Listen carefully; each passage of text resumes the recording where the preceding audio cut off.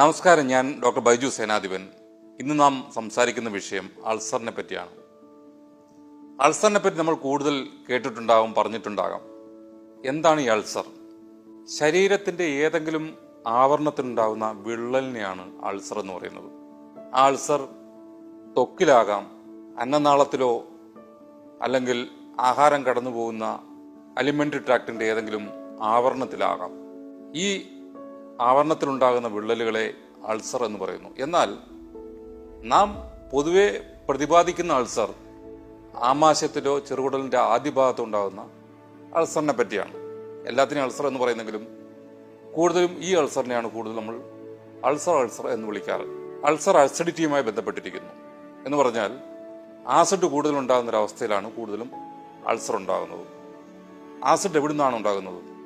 നമ്മൾ ആഹാരം കഴിക്കുമ്പോൾ അതിനെ ദഹിപ്പിക്കാൻ ആമാശയത്തിൽ നിന്ന് ഉൽപ്പാദിപ്പിക്കുന്ന അമ്ലമാണ് ഹൈഡ്രോക്ലോറിക് ആസിഡ്. ഈ ഹൈഡ്രോക്ലോറിക് ആസിഡ് എല്ലാവരും ഉൽപ്പാദിപ്പിക്കപ്പെടുന്നുണ്ട്. എന്നാൽ അത് അമിതമായി ഉണ്ടാവുകയോ എന്നാൽ ആഹാരം ദഹിപ്പിക്കാനായിട്ട് ആഹാരം കുറയുകയോ ചെയ്യുന്ന അവസ്ഥയിലാണ് ഈ അമ്ലം കൂടുതലായിട്ട് പ്രയാസകരമായി മാറുന്നത്. അത് അൾസറിന്റെ രൂപത്തിലാകാം, ഗ്യാസ്ട്രൈറ്റിസ് അല്ലെങ്കിൽ ആമരണത്തുണ്ടാകുന്ന ഈ വിള്ളലല്ലാതെ ഇൻഫ്ലമേഷൻ അല്ലെങ്കിൽ നീർവീഴ്ചയുടെ രൂപത്തിലാകാം. മറ്റു ചിലരിൽ ഈ ആസിഡ് അന്നനാളത്തിലേക്ക് കയറി വന്നിട്ട് അവിടെ നിറവ്യത്യാസമോ വ്രണങ്ങളോ ഉണ്ടാകുന്നു. അതിനെയും അൾസർ എന്ന് പറയാം. ആസിഡ് കൂടുതൽ ഉണ്ടായാൽ അത് പ്രയാസകരമാണ്. എന്തൊക്കെയാണ് കൂടുതൽ ആസിഡ് ഉണ്ടാക്കുന്ന ആഹാര പദാർത്ഥങ്ങൾ? ആസിഡ് കൂടുതലായിട്ട് ഉണ്ടാക്കുന്ന ആഹാര പദാർത്ഥങ്ങൾ എരിവും പുളിയും ചേർത്തുള്ള ആഹാരങ്ങളാണ് കൂടുതൽ ഉണ്ടാക്കുന്നത്. പ്രത്യേകിച്ചും നാരങ്ങ വെള്ളം, പിക്കിൾസ്, കൂടുതൽ കുരുമുളക് ഇട്ടിട്ടുള്ള ആഹാരങ്ങൾ അല്ലെങ്കിൽ മുളക് ചേർത്തിട്ടുള്ള ആഹാരങ്ങൾ, ഇതെല്ലാം ആസിഡിനെ കൂടുതൽ ഉൽപ്പാദിപ്പിക്കുന്നു. അതുകൊണ്ട് തന്നെ അൾസർ ഉണ്ടാകാനുള്ള സാധ്യതയും കൂടുതലാണ്. ഈ അൾസർ ഉണ്ടാകുന്നതിന് തൊട്ട് മുന്നുള്ള ഒരു ഘട്ടത്തെ അല്ലെങ്കിൽ ആ ഒരു അവസ്ഥയ്ക്കാണ് നമ്മൾ അസിഡിറ്റി എന്ന് പറയുന്നത്. അതും നമുക്ക് പല രീതിയിൽ പല രോഗലക്ഷണങ്ങളായി കണ്ടുവരാം. അതിലൊന്ന്, ഭക്ഷണം കഴിക്കുമ്പോൾ വേദന ഉണ്ടാകുക, പ്രത്യേകിച്ച് ആഹാരം കഴിച്ച ഉടനെ തന്നെ വേദന ഉണ്ടാവുകയും, അതല്ലെങ്കിൽ ആഹാരം കഴിച്ചിട്ട് പെട്ടെന്ന് നിറഞ്ഞായിട്ട് തോന്നുക, അല്ലെന്നുണ്ടെങ്കിൽ ഗ്യാസ് നിറഞ്ഞായിട്ട് തോന്നുക, കൂടുതൽ വായു കൂടുതലായിട്ട് പ്രൊഡ്യൂസ് ചെയ്തിട്ട് കൂടുതൽ ഏമ്പക്കം വിടുക, അങ്ങനെയൊക്കെയുള്ള പ്രയാസങ്ങൾ അസിഡിറ്റി കൊണ്ട് ഉണ്ടാകാറുണ്ട്. പക്ഷെ പൊതുവെ നമ്മൾ മറ്റ് ശരീരഭാഗങ്ങൾ എവിടെയെങ്കിലും വേദന ഉണ്ടാവുകയാണെങ്കിൽ അത് ഗ്യാസ് ആണെന്ന് പറയാറുണ്ട്. അതിന് സയന്റിഫിക് റീസൺസ് ഒന്നുമില്ല. പക്ഷേ ഈ റീസൺ റൂൾ ഔട്ട് ചെയ്യേണ്ടതാണ്. എങ്ങനെയാണ് റൂൾ ഔട്ട് ചെയ്യുന്നത്? റൂൾ ഔട്ട് ചെയ്യുന്നത് ഒരു എൻഡോസ്കോപ്പി വഴിയാണ്. വളരെ ലഘുവായിട്ടുള്ള ഒരു പരിശോധനാ രീതിയാണ് എൻഡോസ്കോപ്പി എന്ന് പറയുന്നത്.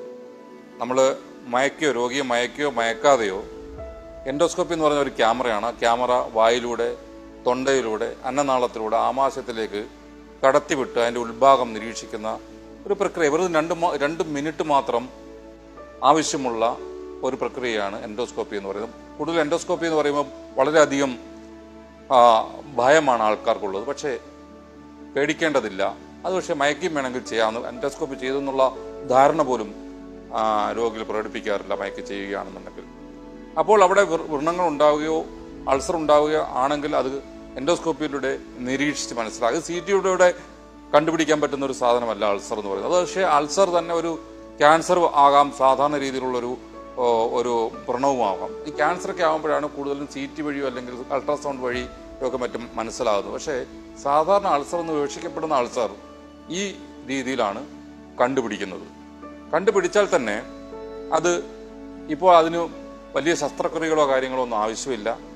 അത് വളരെ ഫലപ്രദമായി ട്രീറ്റ് ചെയ്യാവുന്നതാണ്. കൂടുതലും ആഹാര രീതിയിൽ നമ്മൾ ക്രമീകരണം നടത്തേണ്ടതാണ്. ക്രമീകരണങ്ങൾ എന്ന് പറയുമ്പോൾ എരിവുള്ള ആഹാരം, പുളിയുള്ള ആഹാരങ്ങൾ കുറയ്ക്കുക. അതുപോലെ തന്നെ നമ്മൾ കഴിക്കുന്ന ആഹാരത്തിൻ്റെ തവണകൾ അല്ലെങ്കിൽ ഇൻ്റർവെൽസ് ഒരു ക്ലിപ്തമാക്കുക വഴി നമ്മുടെ ആസിഡിൻ്റെ ഉൽപ്പാദനം നമ്മൾ തന്നെ ക്രമപ്പെടുത്തുകയും അത് കൂടുതൽ വഷളാകാതെ നമുക്ക് തന്നെ നിയന്ത്രിച്ച് നിർത്തുകയും ചെയ്യാവുന്നതാണ്. ഇത് ആസിഡ് കുറയ്ക്കാനുള്ള മരുന്നുകൾ നിലവിലുണ്ട്. പക്ഷേ ആഹാരത്തിൽ നിയന്ത്രണം പാലിച്ചതിന് ശേഷം അതുകൊണ്ടും പ്രയോജനപ്പെടുന്നില്ല അല്ലെങ്കിൽ കൂടുതൽ പ്രയാസം ഉണ്ടാക്കുന്നുണ്ടെന്നുണ്ടെങ്കിൽ മരുന്നുകളുണ്ട്, ധാരാളം മരുന്നുകളുണ്ട്. അത് ഡോക്ടർ നിർദ്ദേശിക്കുന്ന പ്രകാരം അതേ രീതിയിൽ കഴിക്കുകയാണെന്നുണ്ടെങ്കിൽ അസിഡിറ്റി അല്ലെങ്കിൽ അൾസറിനെ നിയന്ത്രിക്കാവുന്നതാണ്. അൾസർ ചിലവർക്ക് വളരെ ഗുരുതരമായ പ്രയാസങ്ങളിലേക്ക് മാറാം. പ്രത്യേകിച്ചും ചിലവർക്ക് ബ്ലീഡിംഗ് ഉണ്ടാകാം, ചിലവർക്ക് ചുരുക്കങ്ങളുണ്ടാകാം, ചിലവർക്ക് ഈ അൾസർ തന്നെ ഇരുന്ന് മറ്റു ഭാഗങ്ങളിലോട്ട് അത് വ്യാപിച്ച് കിഴിഞ്ഞ് മറ്റ് അവയവങ്ങളിലേക്ക് അത് ബാധിക്കാറുണ്ട്. പക്ഷെ അങ്ങനെയുള്ള അവസരങ്ങൾ ഒരുപക്ഷെ ശസ്ത്രക്രിയ ആവശ്യമായി വന്നേക്കാം. പക്ഷേ എങ്കിലും മരുന്ന് കൊണ്ടുള്ള ചികിത്സയാണ് പ്രധാനമായിട്ടും ചെയ്യേണ്ടത്. ഇനി ഈ ആസിഡ് ചിലവർക്ക് മുകളിലോട്ട് അന്നനാളത്തിലേക്ക് കയറി വരുന്നത് കൂടുതൽ ഹാർട്ട് ബേൺസ് അല്ലെങ്കിൽ നെഞ്ചരിച്ചിൽ ഉണ്ടാക്കാറുണ്ട്. ഈ നെഞ്ചരിച്ചിൽ കുറയ്ക്കുന്നതിന് വേണ്ടി ഈ ആസിഡ് ഗുളികകൾ നമുക്ക് കൊടുക്കാവുന്നതാണ്.